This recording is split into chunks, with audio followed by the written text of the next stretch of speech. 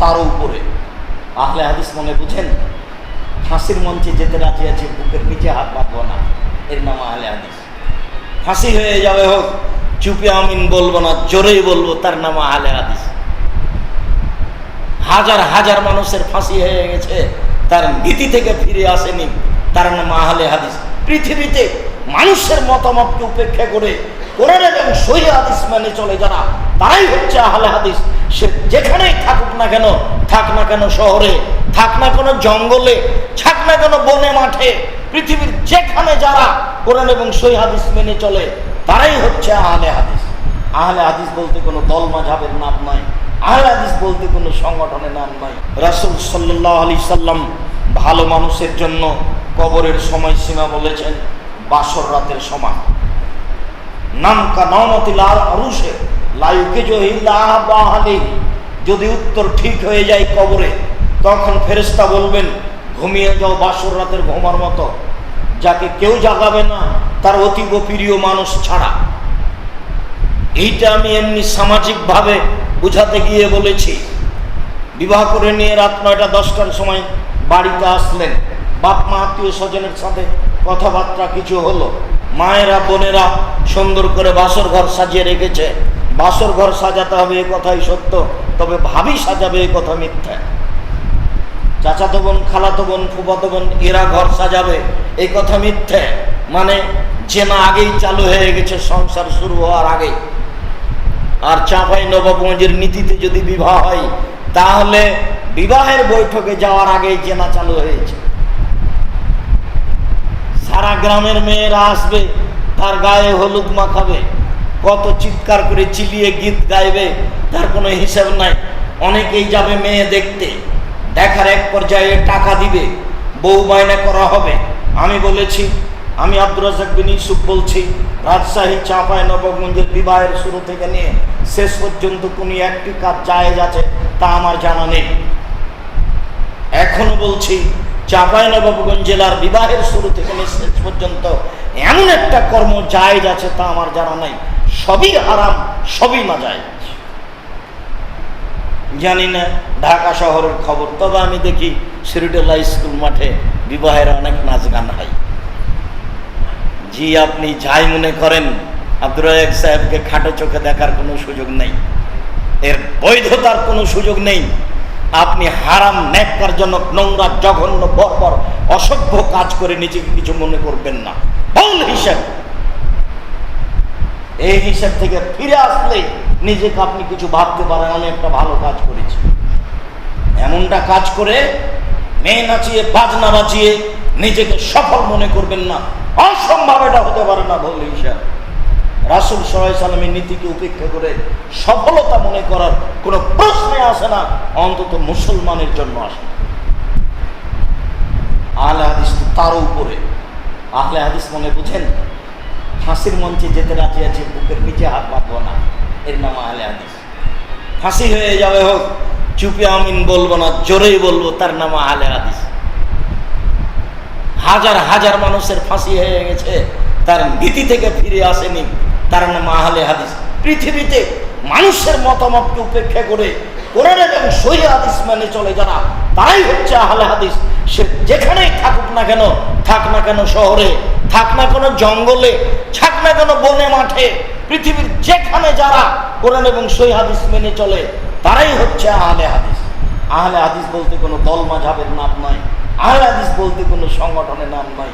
যারা কোরআন এবং সহিহ হাদিস মেনে চলে, মানুষের মতামতকে উপেক্ষা করে, তারাই আহলে হাদিস। ফাঁসির মঞ্চে যেতে রাজি আছে, চুপে আমিন বলবে না। এইভাবে ধর্মকে মেনে এসেছে, আর আমরা তার উত্তরসূরি হিসেবে সব কিছু করে নিজেকে সফল মনে করছি। বলে হিসাব বলছিলাম, সম্মানিত দিনী ভাই বোন, কবর যত কঠিন, কিয়ামত তার চেয়ে অনেক বেশি কঠিন। কিয়ামত যত কঠিন, জাহান্নাম তার চেয়ে অনেক অনেক অনেক বেশি কঠিন। কবর বলতে বাড়ির পিছনের কবর নাম কবর নয়, কবর বলতে কবরস্থানের নাম কবর নয়। মরার পর থেকে নিয়ে বিচারের দিন পর্যন্ত দীর্ঘ সময়ের নাম কবর। শতাব্দীর পর শতাব্দী, কালের পর কাল, যুগের পর যুগ, হাজার হাজার বছর ধরে মানুষ কবরে আছে। কবরের সময়সীমা ভালো মানুষের জন্য বাসর রাতের সময়। 12টা 1টার সময় বাসর ঘরে ঢুকলো, মায়ে সুন্দর করে বাসর ঘর সাজিয়ে রেখেছে, বউকে সাজিয়ে রেখেছে। ঘরে ঢুকলো, ঢুকেই মাথায় হাত দিয়ে দোয়া করতে হবে, আল্লাহুম্মা ইন্নী আসআলুকা খায়রা জাবাল তাহা আলাইহি, আমি এর কল্যাণ চাচ্ছি, যে কল্যাণ দিয়ে একে সৃষ্টি করা হয়েছে সে কল্যাণ আমি চাচ্ছি আল্লাহর কাছে। ওয়া আউযু বিকা মিন শাররিহা ওয়া শাররি মা জাবাল তাহা আলাইহি, আমি এর অনিষ্ট হতে, বেহাই হতে, নোংরামি হতে, স্বামী না মেনে চলার নীতিগতি হতে তার কাছে আশ্রয় চাচ্ছি। যে অকল্যাণ দিয়ে সৃষ্টি করা হয়েছে সে অকল্যাণ থেকে আমি তোমার কাছে আশ্রয় চাচ্ছি। এইটা হবে বাসর রাতের প্রথম কথা। আব্দুর রাজ্জাক সাহেব মনে কষ্ট দিয়েন না, ভাবিরা বাসর ঘর সাজিয়েছিল, দোয়া পড়তে হয় তা আমার জানা ছিল না। মাথায় হাত দিয়ে এই দোয়া পড়তে হবে, এরপরে 2 রাকাত সালাত আদায় করতে হবে। আপনি আগে দাঁড়াবেন, স্ত্রী পিছে দাঁড়াবে, পাশাপাশি নয়। 2 রাকাত সালাত আদায়ের পরে তাসবিহ তাহলিল জিকির আজকারের পরে দাম্পত্য জীবনের এক পর্যায়ে ঘুমিয়ে গেলেন। ধরে নি রাত 2টে 3টে, যদি 3টে হয় তাহলে 4টে 10 20 আজান হবে, তাহলে আমার ঘুমের সময় হলো 1 ঘন্টা 20 মিনিট, একটা কথার কথা। তাহলে আমার কবরে থাকার সময়সীমা হলো ভালো মানুষ হিসাবে 1 ঘন্টা 10-20 মিনিট, 1.5 ঘন্টা 2 ঘন্টা। এটা হলো ভালো মানুষের জন্য কবরের সময়সীমা। শতাব্দীর পর শতাব্দী, হাজার হাজার বছর থেকে কবরে আছে। এরপরে ভালো মানুষ হিসাবে যখনই তার ঘুম ভাঙবে, কিয়ামত শুরু হবে, তখনও ভাববে এই মাত্র তো ঘুমালাম। বুঝাতে পারিনি মনে হয়। কবরের সময়সীমা ভালো মানুষের জন্য বাসর রাতের সমান। আমি আপনাকে কি দিয়ে বুঝাবো বাসর রাত কতটুকু সময়? একটা মোটামুটি এদেশে প্রচলিত হবে যেভাবে বাসর রাত ঘটে, আমি সেইভাবে বোঝানোর চেষ্টা করলাম। যে বাসর রাতের সময়সীমা অনুমান ধরে নিলাম 1 ঘন্টা 20 মিনিট, অনুমান ধরে নিলাম 1.5 ঘন্টা 2 ঘন্টা। তাহলে যুগের পর যুগ, শতাব্দীর পর শতাব্দী, কালের পর কাল, হাজার হাজার বছর থেকে মানুষ কবরে আছে।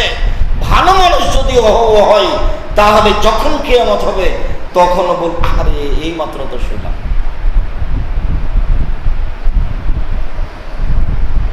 এর নাম কবর। যদি ভালো মানুষ হয় তাহলে কবর যত কঠিন, কিয়ামত তার চেয়ে বেশি কঠিন। কিয়ামত কি? কিয়ামত হলো আপনার ফরজ সালাত, 1 ওয়াক্ত সালাত আদায়ের সমান। 1 ওয়াক্ত সালাত আদায়ের, জোহরের টাইমে সালাত আদায় করি মোটামুটি 7 মিনিট থেকে 10 মিনিট। মাগরিবের সালাত আদায় করি 5 থেকে 7 মিনিট। তাহলে এইটা হলো কিয়ামতের মাঠের সময়। রাসূল সাল্লাল্লাহু আলাইহি সাল্লাম বলেছেন, গরিব মানুষ ধনী মানুষের 500 বছর আগে জান্নাতে যাবে। তাহলে 500 বছর, একদিন সমান হলো 50,000 বছর। তাহলে 500 বছর সমান কত? আমি জুলুম করে এই জমিটা, এই বাড়িটা দখল করে নিয়েছি ক্ষমতার ভিত্তিতে। বিচারের মাঠে আমাকে এই জমিনটা খনন করতে লাগানো হবে। আমি 7টা জমিন খনন করব। এক একটা জমিনের ব্যবধান 500 বছরের পর। যেদিন 7টা জমিন পর্যন্ত যাওয়া হবে সেদিন এই জমিন আমার কাঁধে তুলে দেওয়া হবে। তারপর আমাকে বলা হবে, তুমি এখন হাঁটো বিচারের মাঠে, আমার বিচার সবচেয়ে পরে হবে। যত মানুষ জুলুম করছে পৃথিবীতে সবার বিচার পরে হবে।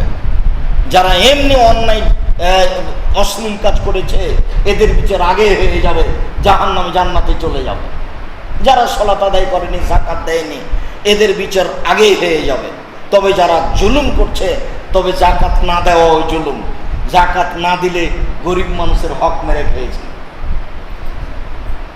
ওটা আবার বেশি জুলুম। ফকিরের হক মেরে খাওয়ার তো সাধারণ ব্যাপার নয়, ওটা একটা জুলুম। তো যারা জুলুম করবে তাদের বিচার পরে হবে। যারা জুলুম মুক্ত পাপ করেছে তবে জুলুম করেনি, এদের বিচার আগে হয়ে যাবে। যত জালেম আছে, 1 থাপ্পড় দিয়েছে রিক্সাওয়ালাকে, টাকা বেশি চেয়েছে সেই জন্য, এটাও জুলুম। এই জুলুমের বিচার পরে হবে। সম্মানিত দিনী ভাই বোন, যদি 500 বছর সমান, একদিন সমান যদি 50,000 বছর হয় তাহলে 500 বছর সমান কত হবে? আমি জমিটা খনন করলাম, তারপর কাঁধে আমার তুলে দেওয়া হলো, এখন আমাকে বলা হবে হাঁটো। আমি কতদিন হাঁটবো? কতদিন আমি জমিন ঘাড়ে করে নিয়ে থাকবো? কতদিন থাকবো? এই কথা রাসূল সাল্লাল্লাহু আলাইহি ওয়াসাল্লাম বলেননি। তবে বলেছেন হাত্তা ইউজা বাইনান নাস, যেদিন মানুষের বিচার শেষ হয়ে যাবে সেদিন তোমার বিচার হবে। তার মানে যারা জুলুম করছে তাদের বিচার সবার পরে হবে। তাই রাসূল সাল্লাল্লাহু আলাইহি ওয়াসাল্লাম বাক্যটি বলে দিয়েছেন হাত্তা ইউজা বাইনান নাস, যখন মানুষের বিচার শেষ হয়ে যাবে তখন জালেমের বিচার হবে। রাসূল সাল্লাল্লাহু আলাইহি ওয়াসাল্লাম বলছেন আত্তাকু যুলমা ফাইন্না যুলমা যুলমাতুন, তোমরা অত্যাচার থেকে বেঁচে থাকো। অত্যাচার অন্ধকার, বিচারের মাঠে অত্যাচার অন্ধকার।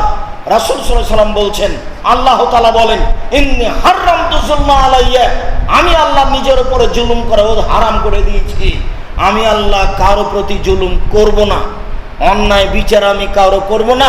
ফালা তাজালামু, পৃথিবীর মানুষ তোমরাও পরস্পরের উপরে জুলুম করো না, জুলুমকে নিজের উপরে হারাম মনে করো। আমি আল্লাহ নিজের উপরে জুলুমকে হারাম মনে করছি। বিচারের মাঠ হবে জালেমের জন্য অন্ধকার। কতক্ষণ চলবে বিচারের মাঠ কে জানে।